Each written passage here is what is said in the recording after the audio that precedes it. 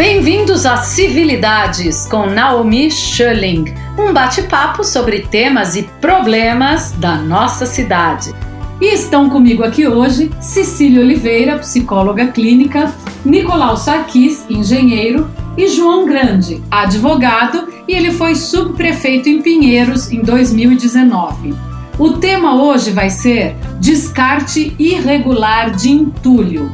Na verdade, foi isso que gerou essa ideia de criar esse podcast para conversar sobre problemas e temas que nós encontramos no dia a dia nas cidades. Eu estava voltando de um evento com a Cecília, que está aqui hoje, e nós demos de cara numa rua relativamente estreita com uma pilha imensa de entulho, que obviamente tinha sido descartada ali por alguma caçamba. E nós começamos a falar, né? Eu disse que é falta de educação, ela disse que é falta de civilidade, aí também surgiu o nome do programa. Eu falei, então esse vai ser o nosso primeiro episódio, vamos falar sobre isso. E eu acho que é um problema importante, né, da nossa cidade. Eu acho que é um problema importante e custa muito para a prefeitura, né, lidar com isso. Jogo a bola aí para vocês, pessoal. Bom, primeiro, obrigado, Naomi, pela oportunidade, pelo convite. Imagina, cumprimentar João. A Cecília, Nicolau, meus amigos aí, e dizer que é uma alegria, uma satisfação participar aí do primeiro episódio do podcast Civilidades. Mas, Naomi, como você bem colocou, realmente é um problema crônico na cidade de São Paulo. Ao longo do ano de 2019, que eu estive à frente da subprefeitura de Pinheiros, eu pude constatar realmente na prática o quanto essa experiência é lesiva para a cidade e o quanto custa para os cofres públicos. Eu dividiria em duas questões distintas, né? Tem o descarte irregular de entulho, que é um problema crônico e tem se agravado, e o descarte irregular de lixo, que depois a gente pode falar mais superficialmente, que também é um outro problema. Mas no que tange ao descarte irregular de entulho, parte vem pela falta de educação da população, mas grande parte é pela má índole dos próprios empresários que atuam nesse setor. Então, vamos dar um exemplo prático aqui, da região de Pinheiros mesmo. Existe ali a rua Eugênio de Medeiros, que é bem próxima à sede da subprefeitura de Pinheiros. Ali é um ponto de descarte irregular de entulho, por questões até geográficas, eu diria, pela facilidade de sair pela marginal e se evadir daquele local onde foi praticado este crime, porque isso é sim um crime ambiental previsto na legislação.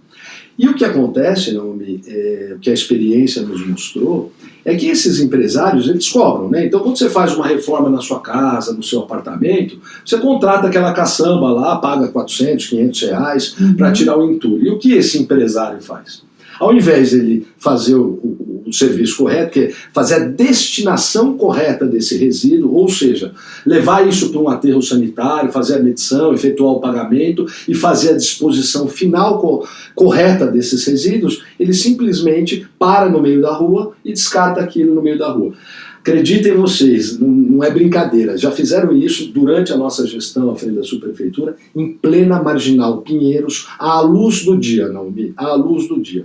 Então, para aquele caminhão, essa operação dura de cerca de 15 a 20 segundos, ele levanta, joga no meio da rua e vai embora, simplesmente assim.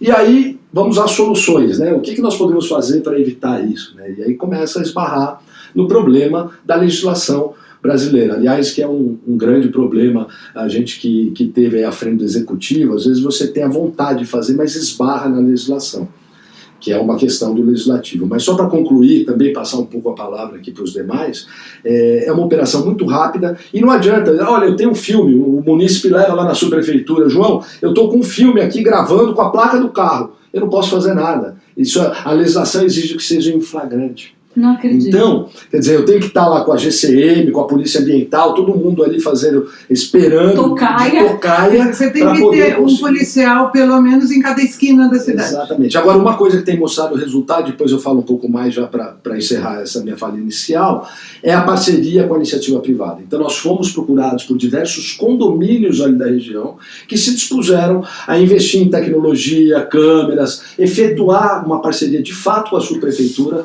para poder buscar uma solução definitiva para esse tipo de problema. O que a gente vê, João? Nós fazemos fazemos obras regulares, direitinho, tudo formalizado, tudo direito, e o mercado imobiliário normalmente faz direito.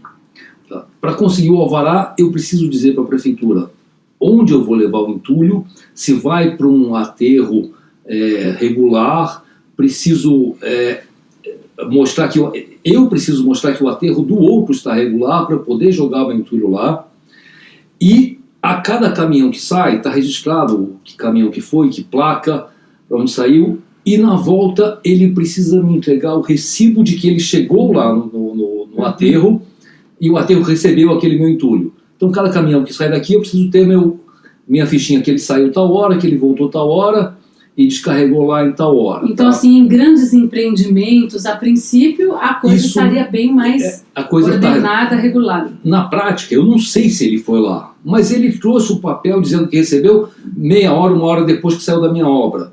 Aparentemente, ele foi para o lugar certo, tá? Mas, de verdade, a gente não vê onde ele foi parar, tá? Agora, o que acontece nas obras pequenas é muito mais complicado. Primeiro que não tem esse controle. Ninguém faz, ninguém vê. Você põe aquela caçamba na calçada, que já é meio complicado, é escuro, o carro bate ali, que não vê que aquela caçamba está estacionada. As pessoas, os vizinhos, e acho que a gente até faz isso, você vê uma caçamba ali, você está com lixo na mão, você joga o lixo na caçamba do vizinho e acha que aquilo vai ter um final correto. Mas a gente vê muito essa diferença entre uma obra regular, que é bem feita, direita, aprovada, e a obra irregular, que é uma reforminha tal, que faz meio de qualquer jeito. Nicolau, você sabe que hoje eu passei mais de 25 minutos, eu liguei no 156 da prefeitura para tentar descobrir, porque eu falei com várias empresas que alugam as caçambas, né? Algumas... São credenciadas, né? Devem ser credenciadas. Eu peguei ele tudo no Google, né? A princípio, eu acredito que sim. Então, algumas me falaram que descartavam em aterros particulares. 1 ou 2 me falaram que descartavam em aterros da prefeitura. Pelo que eu descobri depois, na verdade, que eu liguei na EcoUrbis, que é onde tem ali o ponto de transbordo ali de Santo Amaro, ele me falou que a EcoUrbis, por exemplo, só não recebe lá entulho, só lixo gerado nas residências e que eles coletam. Então eu falei assim, bom, como que eu descubro então para onde vai esse entulho gerado naquela pequena reforma realmente residencial? O que acontece com isso? Porque quando eu contrato a caçamba, eu acho que eles vão dar um fim, né, apropriado, correto para aquilo.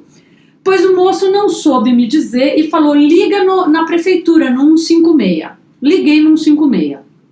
Juro por Deus, eu fiquei 25 minutos, eu falei com 3 ou 4 pessoas, eu tenho anotado, não estão aqui as anotações na minha frente, e eu não consegui informação nenhuma. Eles não souberam me dizer onde que esse lixo é descartado, de que forma isso é feito. Ou seja, a gente não tem essa informação.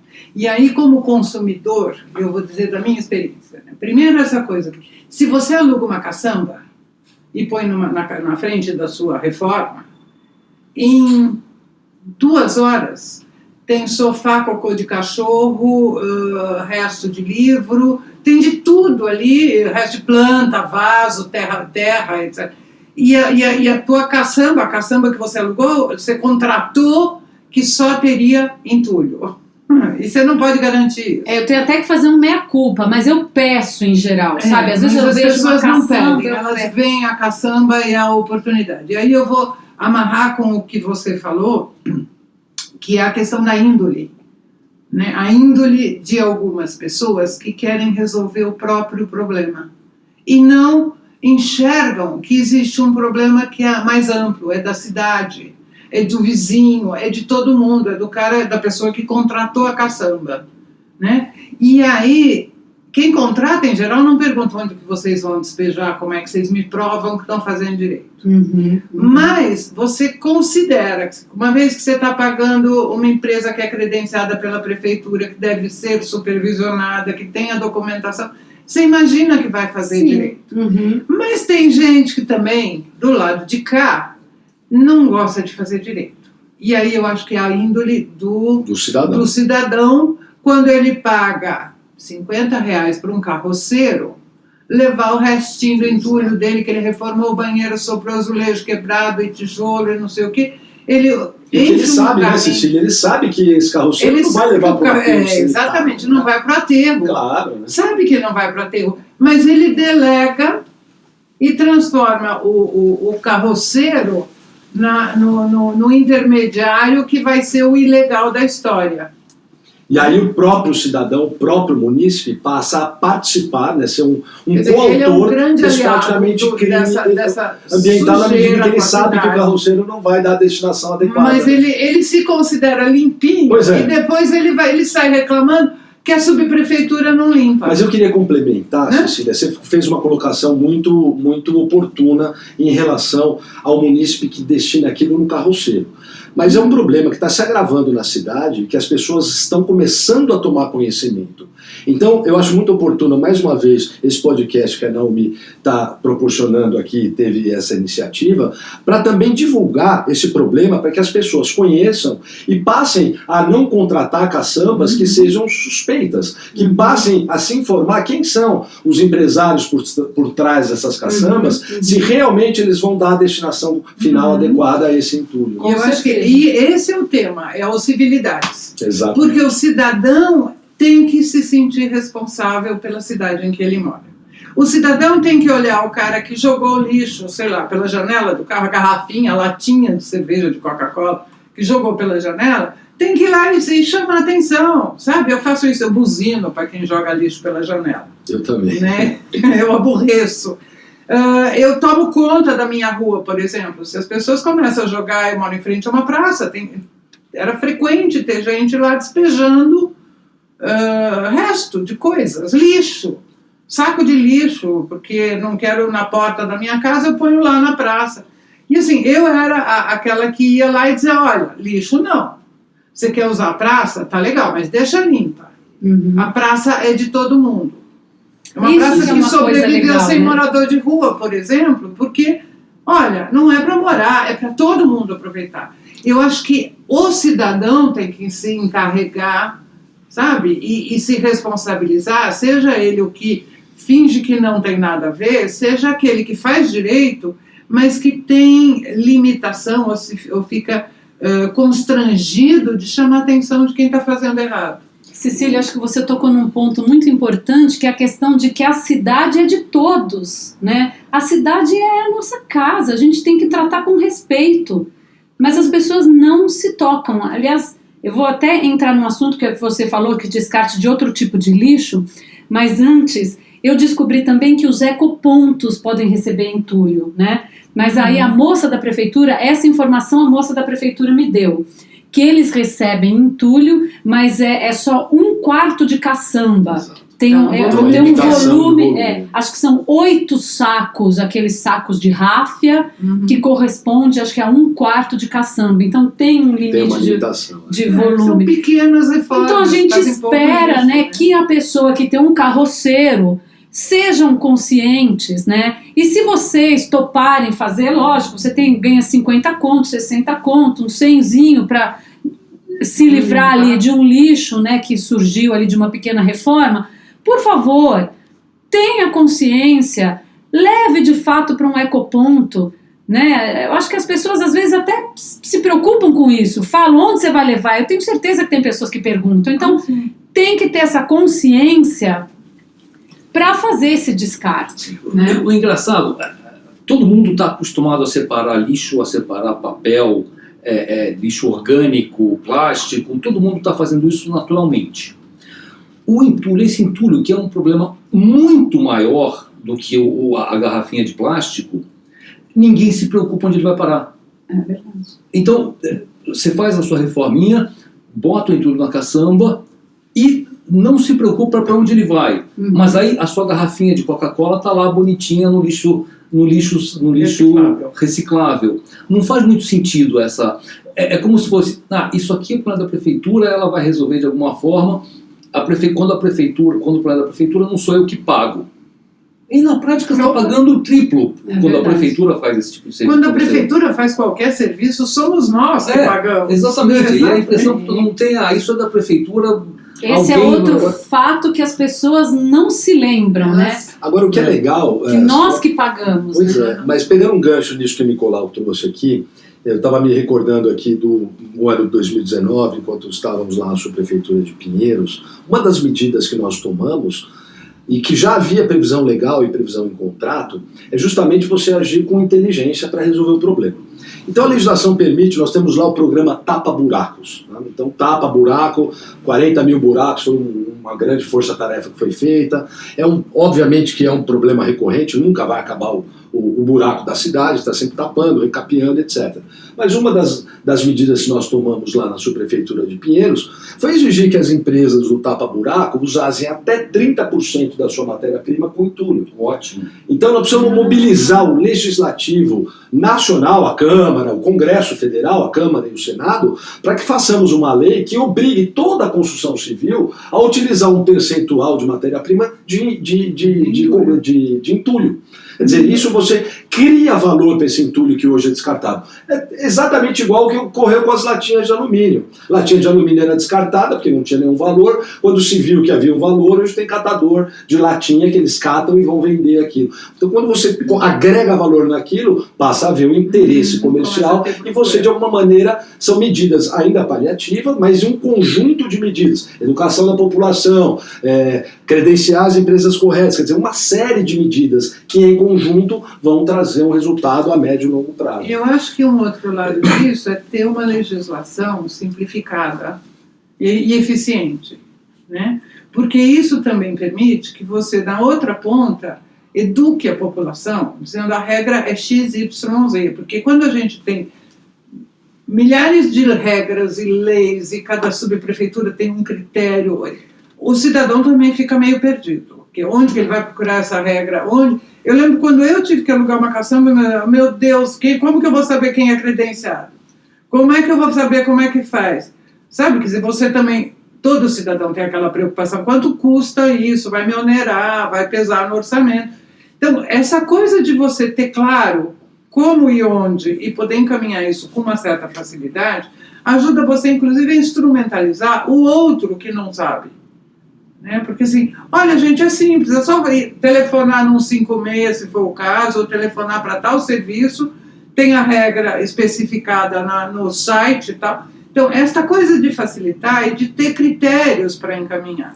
Então, mas essa questão, por exemplo, falta de informação, né? Você não tem acesso, como eu falei, eu fiquei 25 minutos tentando descobrir uma informação no 156, não consegui. E outra, o site da prefeitura tem endereço dos 3 estações de transbordo, né? Que a pessoa a caçamba, se ela faz a coleta, leva para algum local e aí de lá vai para os grandes aterros, foi o que eu entendi. Os 3 telefones não atendem. Estavam errados. Os 3 telefones no site da prefeitura estavam errados. Então, quer dizer, é falta de informação. Então, até pode ter alguém, né, um cidadão, tentando fazer a coisa de forma correta, que foi curioso, foi lá. Ele não consegue a informação. Exatamente, isso é difícil. Então, até a gente que faz isso toda hora, fazendo algo o dia inteiro, um monte de coisa, a gente fica na dúvida, não sabe se eu estou fazendo certo ou estou errado. A prefeitura realmente, a prefeitura, estado e federal, pior ainda, não tem informação mesmo. Isso da caçamba, por que não tem um lugar dizendo essas empresas são cadastradas, contrate elas, não contrate o vizinho, porque o vizinho vai jogar o lixo na esquina. Eu só tenho, quanto a isso, eu teria uma preocupação, assim, esse cadastro teria que ser um cadastro gratuito, né? Não, sim, gratuito. O cadastro seria colocar na internet, cadastrou, entra na lista da internet, vai atualizando, saiu, tira da lista da internet, gente. Nós estamos no pleno século XXI, 2020, está mais do que na hora da prefeitura, os governos, todos os níveis de governo, ter uma agilidade na internet para poder ter essas coisas atualizadas e o cidadão ter acesso. Isso é transparência. O que será que é exigido? Quais são as exigências de uma empresa que faz aluguel de caçambas? Quais será que seriam as exigências assim para que eles façam parte dessa lista? Eu imagino que a única coisa que precisa exigir de uma empresa dessa é que a caçamba esteja dentro de um padrão, de uma norma que é tecnicamente aceitável. Segundo, o caminhão que vai transportá-la tem a segurança que deve ter um caminhão para essa finalidade. Tem horários de funcionamento. Horário de funcionamento, tem razão. E o mais importante, onde esse lixo será descartado. Tá? E é fácil comparar o faturamento da empresa, quantos caminhões saíram, com quantos recibos de lixo, de entulho ela tem lá no aterro correto. Quer dizer, se a empresa vendeu 500 caminhões e tem 100, passou 100 vezes na portaria do aterro, tem alguma coisa errada, vamos fiscalizar, vamos investigar essa empresa. Você vê como realmente é difícil, né, Naomi?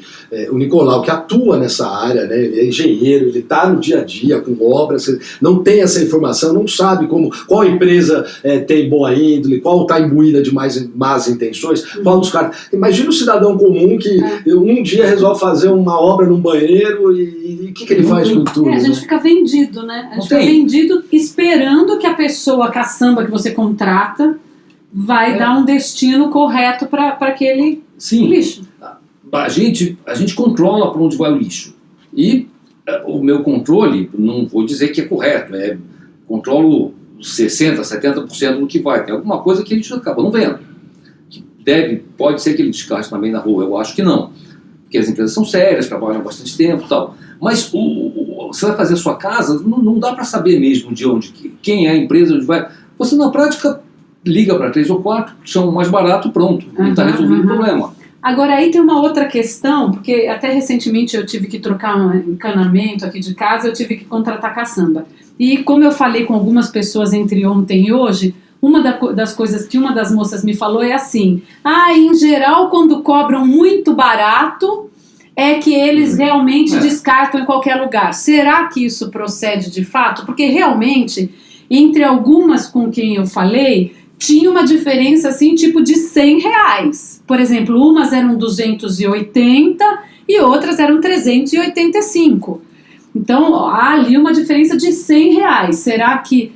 Mas é um pouquinho... Não, mas tem diferenças maiores. Eu já vi caçamba ser alugada a 600. Mas é um pouco de bom senso e conscientização do usuário, da população, do munícipe, né, Naomi? É a mesma coisa de que a receptação de produto objeto de furto. Exato. Você está comprando um celular que você sabe que no mercado custa 5 mil e estão te oferecendo a R$500 ou R$1.000, alguma coisa está errada. Então tem que partir um pouco de iniciativa, de bom senso. A coisa do não ficar só com o lucro que eu vou ter. E tirar a responsabilidade. E tirar a sua responsabilidade. Quer dizer, isso é uma certa aliança, né? É uma cadeia, exatamente. Então você tem que ser responsável se você vai comprar um serviço que está muito abaixo da média do serviço, você já sabe que tem alguma coisa estranha, minimamente estranha. Né? Por quê? Porque, na verdade, a gente sabe que com quem os golpistas em geral, eles trabalham exatamente com a tua ganância. É isso que eles exploram. E é nisso que eles ganham dinheiro. Então, este movimento tem que ser interrompido. Quer dizer, o cidadão também tem que saber que ele não precisa ser manipulado por um ladrãozinho, um enganador, né? Que vai deixar o nomezinho dele preservado, aparentemente, porque ele sabe que ele está entrando num jogo que é muito estranho, no mínimo. E tem uma alternativa aí que é relativamente fácil. Essa caçamba, esse caminhão tem que ser identificado, tá certo? Tem lá o nome da empresa e tal. Quando essa pessoa que te telefona e fala, tô vendo aqui, tá aqui a foto do caminhão, tira a foto, tá identificado quem é a empresa, e esse próprio lugar, esse próprio cadastro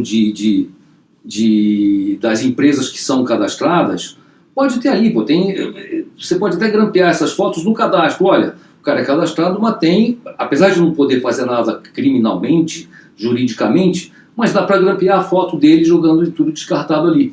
Eu estou pensando nessa coisa, por exemplo... Boicote comercial. Essa coisa dos aplicativos que a gente tem hoje, você denuncia olha, esse cara, eu contratei esse serviço não foi bom, sabe? Eu não recomendo esse cara. Você pega o Facebook, você pega as redes sociais, está lá, a pessoa indica um para o outro, ou desindica. Mas em geral o desindica eles não permitem, porque isso pode causar alguma...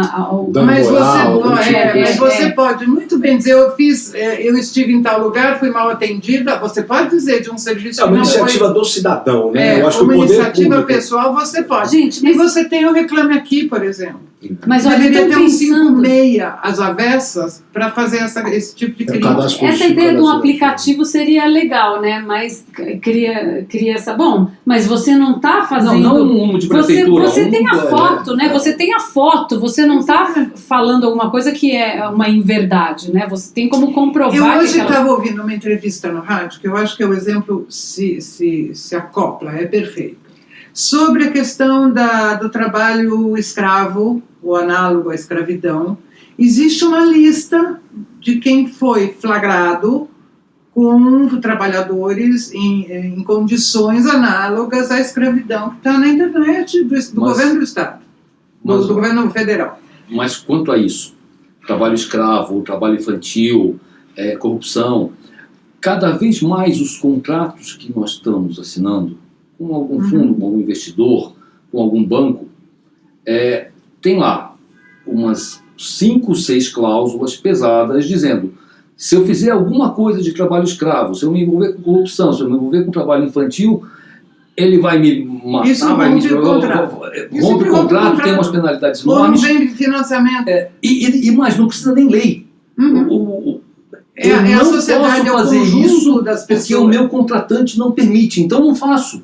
Exatamente. Não vou arriscar perder um contrato por causa disso. Então a gente tem o caminho de uma maior transparência, né, e elucidação, né, que a população tem que se inteirar do porquê isso acontece, ter maior esclarecimento para atuar, né, e teria a questão também que você comentou das leis, né, que as leis acabam não ajudando.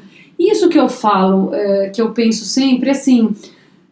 A sociedade precisa começar a se unir e atuar de forma a pressionar para que essas leis sejam alteradas. Se essas leis estão causando transtornos, né, estão causando problemas, custos altíssimos extra para o erário, para o nosso dinheiro, né? Sim. Nós temos que começar a fazer agir, essas correções e a cobrar essas correções. Mas quem pode fazer. Essas coisas eu acho mais eficientes quando vem da sociedade e não a partir da lei.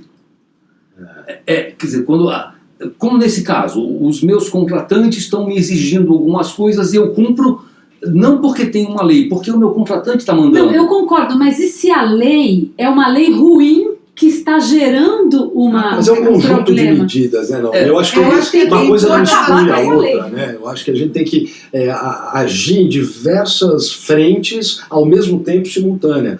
Então, nós estamos falando do problema ambiental, isso é um problema ambiental. Ainda essa semana nós tivemos aí uma matéria no jornal, um desses telejornais da Globo, mostrando perto da Marginal Tietê um ponto de descarte irregular de entulho que virou uma montanha.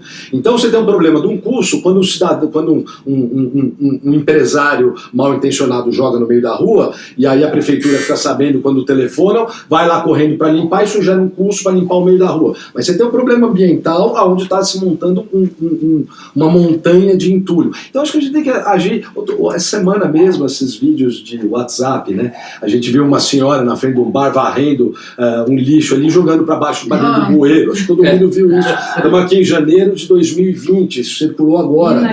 Então, quer dizer, é um problema de educação do povo. Eu não estou falando de educação de formação, de colégio, faculdade, curso técnico. Educação de berço que está faltando na nossa cultura. É a noção que você é parte de uma sociedade. Foi isso que eu falei, João, que era um problema de educação, que a gente recebe em casa. O Brasil vive uma crise ética e moral, e eu acho que nós precisamos mesmo de melhores dias com melhores leis. Eu acho que precisa, sim, pressionar o poder legislativo, porque eu que estive à frente do poder executivo, Legislativo, e já passei pelo Legislativo também, é muito fácil também a gente criticar e atacar a pedra quando está de longe, mas quando você senta na cadeira, você verifica as dificuldades que tem ali. E grande parte delas, Naomi, Cecília, vem justamente de uma legislação arcaica, desatualizada. Então nós precisamos, eu falava muito isso. E agora eu vou acrescentar aqui. Não adianta pressionar o executivo, porque eu estou lá para cumprir lei, eu preciso cumprir a lei que está lá. Exatamente. Então precisa pressionar e o uma legislativo das questões que a gente leis. não mencionou aqui, talvez não vá aprofundar, é a questão da punições acontecem.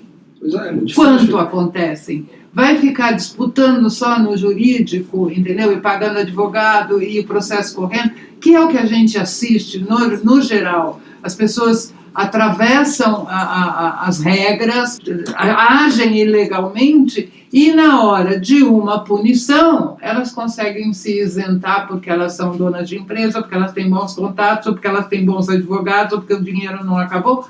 E isso implica que a punição não serve como elemento de correção, né? de ir acertando e de prevenção, porque automaticamente se eu vejo que alguém faz igual a mim e é punido, eu começo a me corrigir também. Eu acho que no nosso país essa questão de punição é um tema muito importante também, né? Porque a impunidade infelizmente impera, e isso gera motiva a continuação, que tem muito a ver com as leis também, né? As leis são confusas. Gente, infelizmente nós já batemos aqui meia hora de conversa. Eu queria agradecer imensamente a presença de vocês, Cecília, Nicolau e João. Muito obrigada e até um próximo. Obrigado, Naomi. Até a próxima. Civilidades. Apresentação: Naomi Schölling. Música, tema e edição: Ney Marques.